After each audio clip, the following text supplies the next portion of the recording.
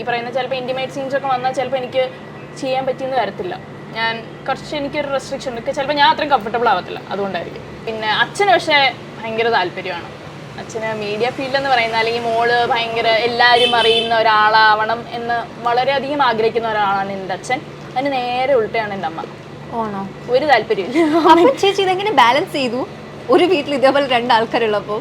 നമ്മൾ എങ്ങനെയാണെങ്കിലും നമ്മളെ അക്സെപ്റ്റ് ചെയ്യുന്ന ഒരു 2 ആൾക്കാരെന്ന് പറയുന്നത് നമ്മുടെ അച്ഛനും അമ്മയായിരിക്കും. അത് എങ്ങനെയാണെങ്കിലും അത് ചിലപ്പം കുറച്ച് നാൾ നമ്മൾ പിണങ്ങിയിരുന്നത് വരാം, എന്തെങ്കിലും ഒരു സിറ്റുവേഷൻ എങ്കിലും വേറെ ആര് നമ്മളെ വേണ്ടെന്ന് പറഞ്ഞാലും ഈ പറയുന്ന 2 ആൾക്കാർ ഒരിക്കലും അത് ചെയ്യില്ല. അതങ്ങനെയാണ്. ഇപ്പം ഈ പറയാൻ പറ്റത്തില്ല.